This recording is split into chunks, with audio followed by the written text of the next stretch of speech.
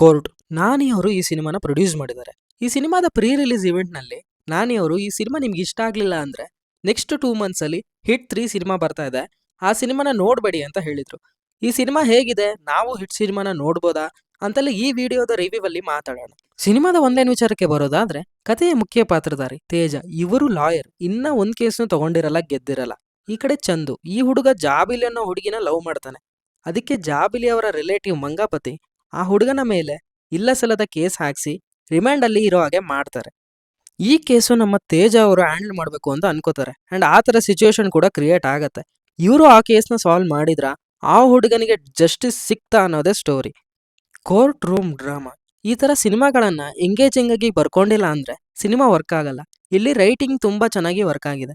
ಸಿನಿಮಾದ first half ಅಲ್ಲಿ ಚಂದು ಜಾಬಿಲಿ ಅವರ ಲವ್ ಸ್ಟೋರಿನ ತೋರಿಸ್ತಾರೆ. ಅವಳ ಪ್ರಪಂಚ ಹೇಗಿದೆ, ಇವನ ಪ್ರಪಂಚ ಹೆಂಗಿದೆ, ಅದರ ಸುತ್ತಮುತ್ತ ಇರೋ ಕ್ಯಾರೆಕ್ಟರ್ಗಳನ್ನ ಚೆನ್ನಾಗಿ ಎಸ್ಟಾಬ್ಲಿಷ್ ಮಾಡ್ತಾರೆ.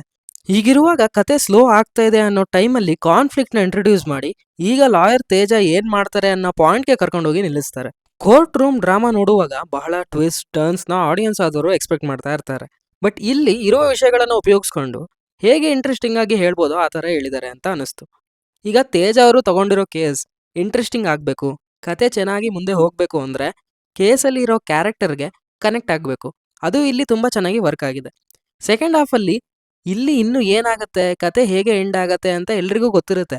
ಬಟ್ ಹೋಗುವ ದಾರಿ, ಪ್ಲಾಟ್ ಚೆನ್ನಾಗಿ ಕಟ್ಕೊಂಡಿದ್ದಾರೆ. ಪ್ರತಿಯೊಂದು ಪಾತ್ರಕ್ಕೂ ಅದರದೇ ಆದ ಪ್ರಾಮುಖ್ಯತೆ ಇದೆ. ಇನ್ನು ಕೋರ್ಟ್ ರೂಮಲ್ಲಿ ನಡೆಯೋ ಸೀನ್ಗಳು ತುಂಬಾ ಗ್ರಿಪ್ಪಿಂಗ್ ಆಗಿ ಇದಾವೆ. ಆದ್ರಿಂದ ಸಿನಿಮಾ ಚೆನ್ನಾಗಿ ವರ್ಕ್ ಆಗಿದೆ. ಪರ್ಫಾರ್ಮೆನ್ಸ್ ವಿಚಾರಕ್ಕೆ ಬರೋದಾದ್ರೆ ಇಲ್ಲಿರುವ ಎಲ್ಲಾ ಕ್ಯಾರೆಕ್ಟರ್ಗಳ ಆಕ್ಟಿಂಗ್ ತುಂಬಾ ಚೆನ್ನಾಗಿ ಬಂದಿದೆ.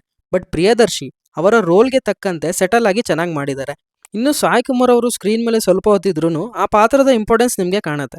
ಶಿವಾಜಿ ಅವರ ಆ ಕ್ಯಾರೆಕ್ಟರ್ ಮೇಲೆ ನಿಮಗೆ ಸಿಟ್ ಬರೋ ಹಾಗೆ ಆಕ್ಟ್ ಮಾಡಿದ್ದಾರೆ ಅಂಡ್ ಆ ಪಾತ್ರಕ್ಕೆ ಅದು ಬೇಕಿತ್ತು.